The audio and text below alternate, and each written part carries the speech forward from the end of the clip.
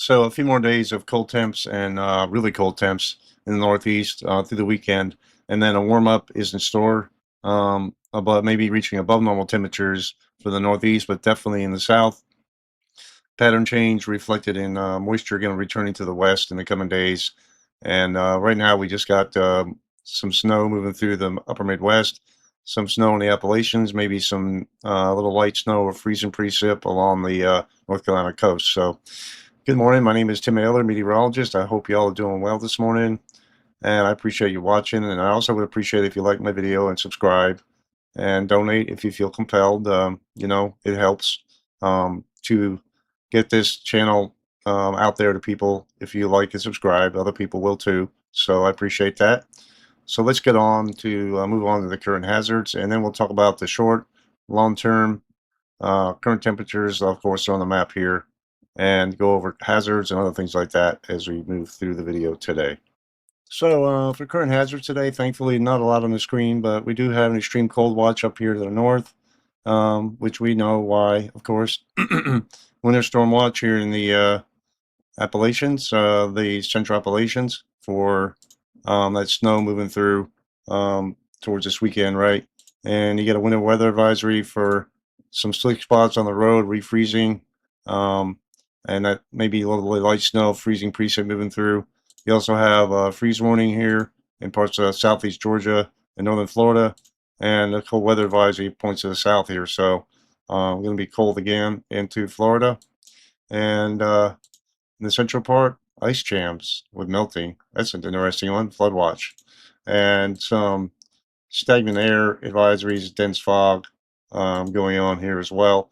That'll likely subside in the coming days with the pattern change.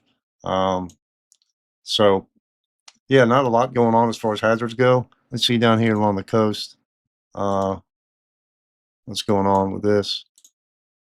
Cold weather advisory till 8 a.m. today. So, yeah, so down here in southern California, some wind advisories until noon today, Pacific Standard Time. So that's it for the hazards for today. So a warming trend is on the way here for middle Georgia and North Georgia, most of Georgia anyway. Um, Thursday through Wednesday, you can see the temps are going to be on the rise for high temps. So highs in the upper 60s, lower 70s next week, and no rain expected as a ridge of high pressure builds east from the Great Plains this weekend into early next week, and bringing a warming trend to north and central Georgia, which will be a nice change here. Precip chances, not very much precip on the map today, although we could have some nuisance showers, maybe some snow flurries moving through the northern part of the state today. 40s to, they're generally in the 40s to low 50s further to the south. Tonight, below freezing for most of the state, with colder temps, of course, in the northeast with clear skies. And tomorrow, warming up some already, so 50s to near 60 degrees in the far southern part of the state with sunny skies. So the 15-day outlook for temperatures, they talked about that in the short term from the National Weather Service Atlanta, but some uncertainty 13th and 14th about temperatures, but overall, um, trending above normal for highs and for lows, generally in the 60s and 70s through the period, with some lows maybe cooling off in the 40s, but overall, not too bad at all. So, anyway, we'll keep an eye on this, but trends are for it to remain warm almost through the end of the month, getting towards the end of the month here. So, we'll see how long this lasts. Yeah, and so here are the latest key messages for the February extreme cold. Potential wind gusts over 50 miles per hour, the 6th through the 9th here, likely um, in the southern central Appalachians, mid-Atlantic, and interior northeast. So even outside this area, potential is for 30, 40 mile per hour winds. And make sure your pets are out from the cold. And this will likely be the last weekend for extreme temperatures, at least for a little while. So let's get through this weekend without anybody getting hurt or injured or be stuck in the cold. So check on your friends and family as well. You can read this if you want, but be careful out there. So, for the 3 to 7 hazards outlook, hazardous cold at the beginning of, during this period will remain in the Northeast and Mid-Atlantic, 7th through the 9th, the 7th, and high winds here on the 7th of February as well. And we talked about that, 50, 60, maybe mile per hour winds here. High winds and heavy precip are returning to the state of Alaska here. And heavy precip is on the map as well as 7th through the 8th here in the Pacific Northwest. So the radar for out west, I mean, the simulated radar, you wouldn't think there's anything on the map here, right? To start with, maybe right on the eastern edge of this, you have some precip, right? But as you get towards the end of this frame, this run here, 8 p.m., some moisture building into the desert southwest and Southern California. But other than that, some snowfall on the northwestern side of this and what we showed on the central U.S. forecast. So not a lot to show here through this evening. As far as temperatures go for the short term, let's go back one run because this doesn't go that far. Starting off this morning, 60s in the desert already this morning, desert southwest, right along the coast here. Otherwise, 30s and 40s. Moving through time today, getting hot here. Probably near record temperatures here in California. I'll have to look at that. But you see we showed on the front range with the central U.S. how hot warm it's getting. The warm temps are just going like all the way up the west coast here. High pressure, keeping things pretty dry here. So, but that's going to change, like I said, in the coming days. Then cooling off tonight, but overall, pretty nice out here out west. um, but it's like I said, it's going to return to more unsettled weather in the coming days. So as far as the mid-range up until Saturday, this is the North American model depiction of radar out west here. So we go through time with this. We kind of did this with HRR, so I'm going to go out 48 hours here. Right, some precip in the snowfall and some rain showers in the California mountains, Arizona here. You see the onshore flow is starting to make its way into the northwest here as we get towards Saturday morning. Um, pretty heavy rainfall and mountain snow here in the Pacific Northwest and Washington State. So that's the beginnings of our pattern change here as we get towards the end of this model run. Yeah, so when we look at temperatures going a little bit further out through Saturday, this is tonight, 7 p.m. Eastern, so 4 p.m. Let me change the time zone. I can't change it right now. Anyway, it's like 4 p.m., right? So going through time here, cooling off overnight, then warming up again on Friday. Not quite as warm as it was the night before. You see that low spinning offshore here, right? You can see it at the surface there. And cooling off some here in the Pacific Northwest with the cloud cover. Remaining quite a little bit warmer here in the southern part of the area and into parts of Texas, um, Central Plains on the lee side of the Rockies here. So beginning, like I said, beginnings of a pattern change are taking shape here. So as far as reflectivity and sensible weather today for the central U.S., some snow showers up to the north here, some rain exiting the southeast here on the eastern edge of this, right? This is the latest run, but I have to go back one here because this won't go any further. So 3 a.m. snow showers up to the north here. That's with the Arctic front pushing through in the Midwest here, Great Lakes, right? And that moves through time. Just generally snow and blustery conditions moving through the Ohio Valley and Midwest with gusty winds, and then you have some moisture on the backside and what looks like a Baja low out here, bringing some maybe showers in the desert southwest. But overall, through 8 p.m. today, not a lot going on. So as far as the central U.S. and temperatures, starting off in the 30s and 40s this morning, in the eastern part of this area, in the teens and 20s. Generally pretty chilly to start the morning, but day wears on, warming up in 30s, 40s, 10 a.m., 50s, 60s, while on the front range of the Rockies, all the way up into the northern high plains to the east of the Rockies here will be very warm. To the southwest in the 70s, big temperature gradient here between the west and the east. So yeah, that's pretty incredible how warm it's going to be. this afternoon, getting in the 70s in central Texas, north central Texas, all the way up into Canada here, 80s in the desert Southwest. And of course, cooling off tonight with the dry air. But yeah, pretty warm here, and that's that's what's been going on for quite a while with the warm temperatures to the west and cold air to the east, and that's going to persist through the weekend. So as far as the central U.S. through Saturday, this is starting, let's just say, 8 p.m. Today. That's where the short range models cut off here, right? The snowfall in the upper Midwest here, not a lot going on otherwise, right? Then we have that Arctic boundary really pushing through here, snow squalls, and heavy snow potentially moving through parts of the Great Lakes here Friday. As I push to the south, maybe some freezing rain and snow, some maybe heavy snow, right, moving through the area. Northwest flow could bring some lake effect snow on Saturday morning. And you see lake effect bands setting up here from north to south with a generally northerly flow here. I think this Lake Michigan here on Saturday. That kind of wanes a little bit as we get towards Saturday afternoon, but be very cold up here. And that's what we're going to go over next is the temperatures. As far as temperatures go, this is 7 p.m. Eastern, right? So 6 p.m. Central, right? Starting today, tonight, and tomorrow morning, 30s, 40s. You see the Arctic air up here, up north, single digits to teens, up in the northern part of the United States. That cold air pushes to the south here. See how cold it is, single digits, 3 a.m. on Saturday morning. See that cold air streaming all the way down.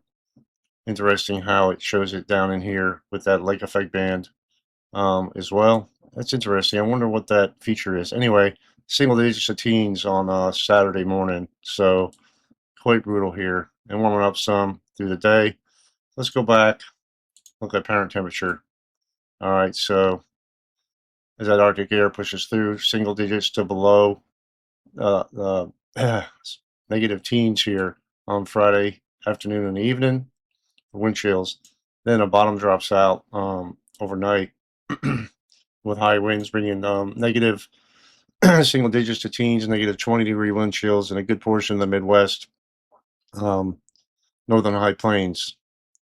That shifts, you maintain that here up in the northern high plains here, and it shifts to the east as we go further in time on Saturday. It warms up some, but still single digits for wind chills. Maybe this cloud cover here might be, maybe the lake is affecting the temperatures here with that flow, southerly flow there, northerly flow, excuse me. So see how wide ranging the cold temperatures are here as far as apparent temperatures on Saturday as well. So be quite chilly here through Saturday.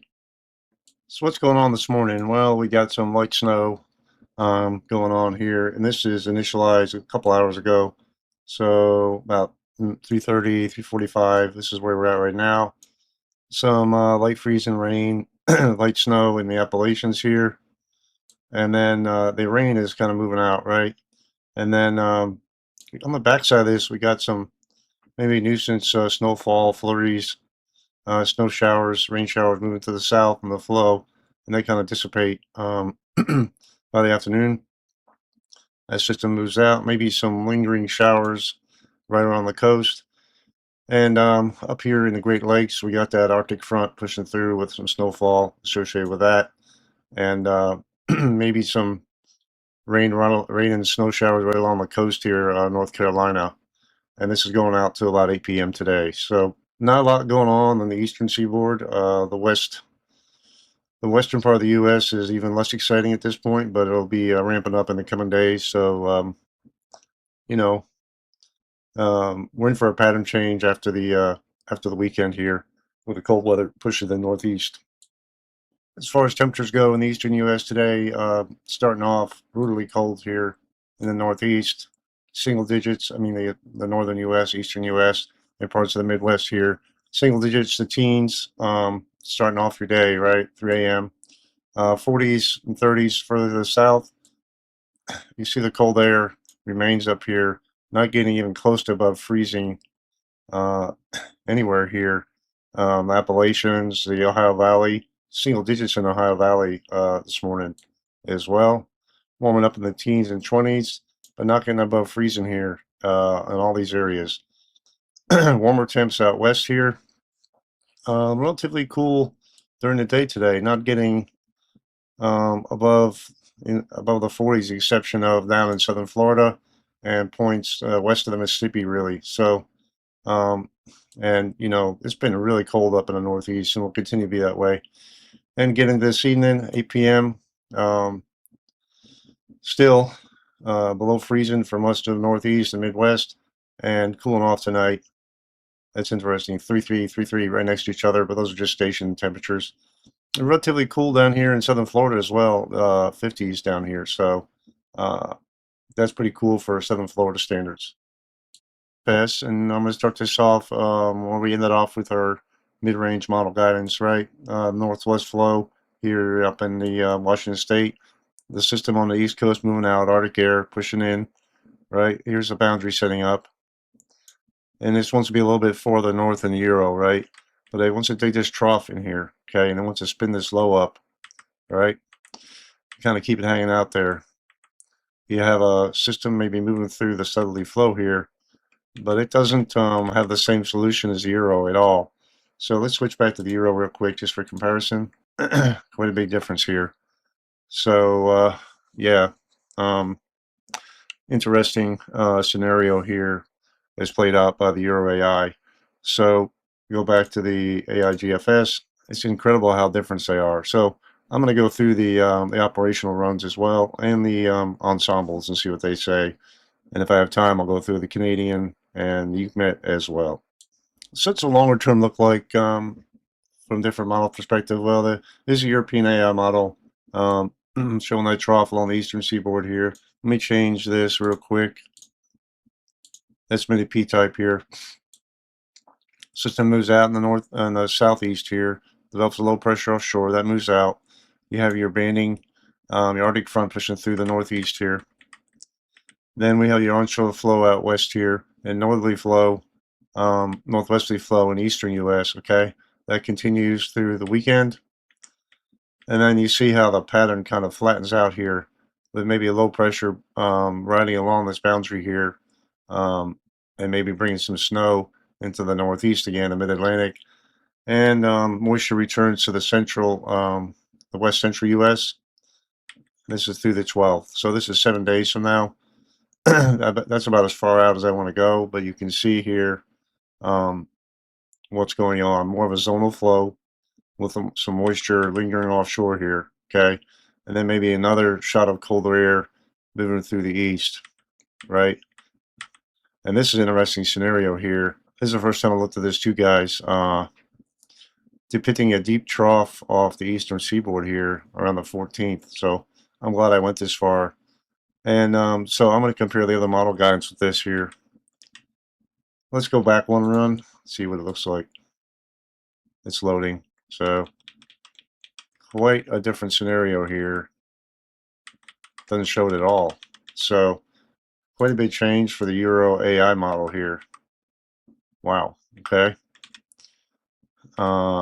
Interesting. So, and you have a system kind of cut off on the southerly flow here as well, in the southwest U.S. with that high pressure. High pressure still in play here. Interesting. And that moves to the east. It really wants to bomb out this system here off the coast. My goodness. Okay. And see the high pressure kind of situated this way. And this wants to dig a deep trough across the eastern U.S. still. So let's look at temperatures real quick with this. I'm going to move through this pretty quickly here. Right. We go through time with this 7th. We know cold temps are going to move into the northeast. And they maintain that way. Maybe warm up. We have a pretty warm push here in the middle part of the country. You see what happens here around 11th and 12th. It wants to bring this strong high pressure back in here, and this low develops offshore, and we get this northerly flow at the surface and CAD wedge, right?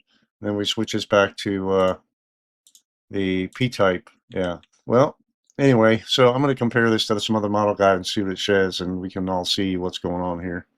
So there's a GFS model, right? And we know what's going on in the short term and the midterm here with the northwest flow here in the western part of the U.S., all right? Northerly flow in the eastern U.S. And the GFS brings the system really far to the north here. A little bit different solution than the AI guidance. I think this may be a little too far north, but this is the 11th of February, okay? Kind of a zonal flow here with the GFS. And this low, it wants to really crank this low here into the middle part of the country. Potentially severe weather moving through here. And we'll try to look at that as well. This is a little bit out of the 7 to 10 day range, okay? You see this boundary here setting up and the trough to the west here as this rides through the middle part of the country here and into the mid-Atlantic and goes offshore. Pretty interesting scenario with this. So let's look at the upper levels real quickly here. So in this case, you have your, this is initialized, this is around 12 February, 7 days from now, 500 millibar trough up here and along the west coast of the U.S. That trough moves out, and then this one is progressive and moves through the middle part of the country. And if this happens, we could have some severe weather down here. And this moves through and up off the eastern seaboard and almost become negatively tilted at this point. So pretty impressive if this does happen. So when we look at the European, this is around Saturday, right? Starting off this. We know what's going on pretty much through this period. Maybe some heavy rainfall in the northwest, cold weather in the eastern seaboard. All right, this is where it starts to get interestingly extended. And the European has a pretty similar solution to the GFS around this time frame with that system moving through the north, right? And it's much further to the west with this trough than the AI, the European AI is. Quite a different solution here, but it also is depicting some severe weather here. So if we switch to the upper level 500 millibar vorticity, it also has that low, but not nearly as wrapped up, right? But it really wants to get it going here and get it negatively tilted right offshore here. So yeah, a lot to be worked out, but all the models agree, at least so far, based on what I'm seeing of this swinging through during this period. It's a matter of where it swings through at, right? So let's switch back to the Euro AI and see what it looks like at this point. When you look at the Euro AI, we go through time with this and we'll see what we got here, right? Trough out west here, trough along the east, right? It paints quite a different scenario here. It doesn't bring this low in nearly as fast. Has a lot more northern stream energy pushing through, and that's what drives this trough offshore here, and much further to the south. As you look at the surface, precip, and estimated p-type. So I would say this is an outlier at this point, but we're going to have to keep in mind all the different model guidance and really take it all into account in the coming days. But they all agree with something happening here along the eastern seaboard around this time period. So a better way to look at the ensembles, I think, is the 500 millibar flow, right? Because the surface depiction gets pretty muddied up as you get further out in time because the ensembles lose some resolution.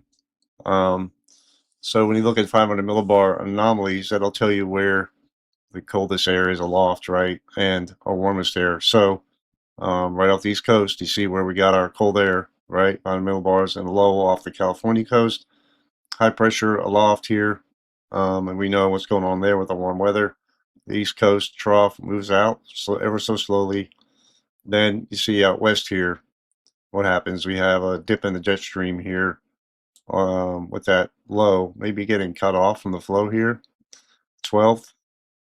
And that moves to the east here. You see that? You have another one digging to the west here along the west coast, which is going to continue to bring moisture in out there as well, which is a big change from what it's been, right?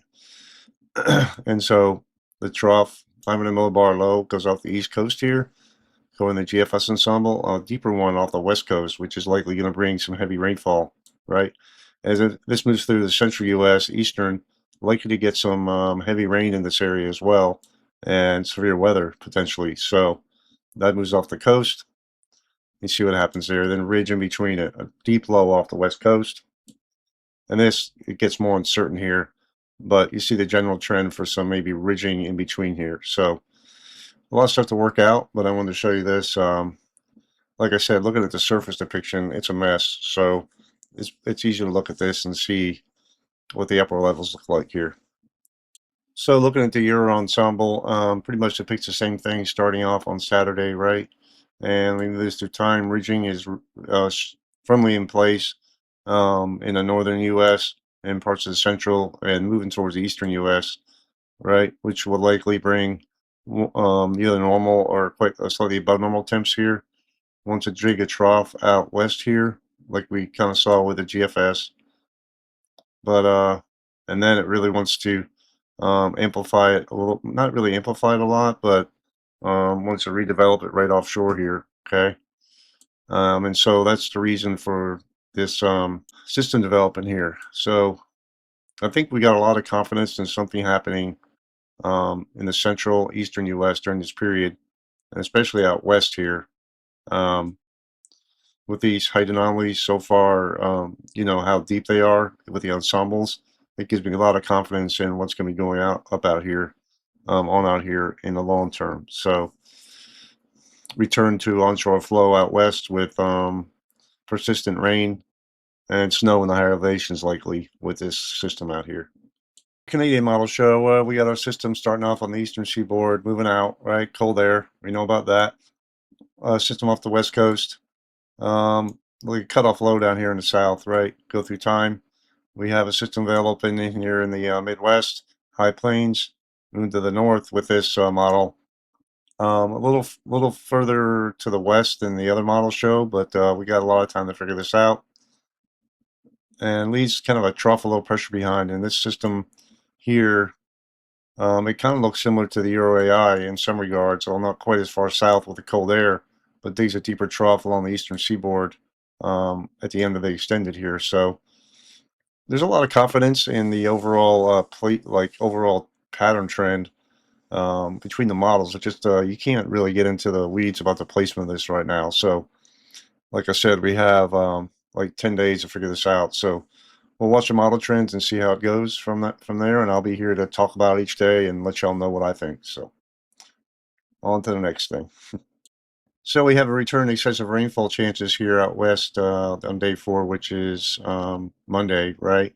Not a high risk here, of course, and we can look at we can't really look at QPF with this, but we'll focus in on this more if necessary. But other than that, there's no other excessive rainfall outlook forecast through the whole period, with the exception of Monday right now. So, like I said, we'll keep an eye on it and let y'all know if anything changes. Getting a little bit into the extended here with a risk of heavy precip all along the west coast. You have slight risk in these different dates here. So not a lot of certainty about exact location, but looks to be a return to the west coast rainfall, and atmospheric river may be returning to certain areas as well. A slight risk here, the 12th to the 15th in the Mississippi Valley, Ohio Valley, Lower Mississippi Valley, Mid Mississippi Valley, and the Tennessee Valley as well. So keep that in mind.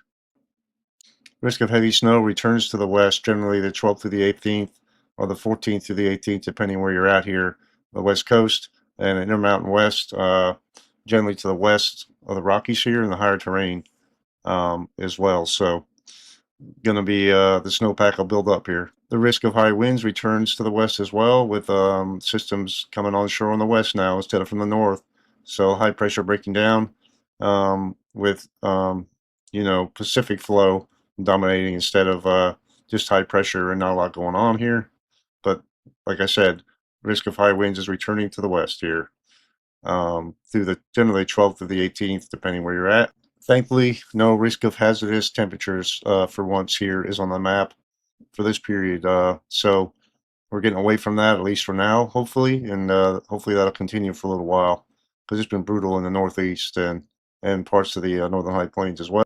The 6 to 10 day temperature outlook shows a shift in pattern here, right? We got the central U.S., a region of central and parts of the moving towards the eastern U.S. and the extreme northern New England, but low temperatures hanging on here, below normal temps right along the northeast coast here, mid-Atlantic, near normal out west, and in southern Florida, below to near normal to above in Alaska, above in Hawaii, near normal to above in Aleutian Island chain.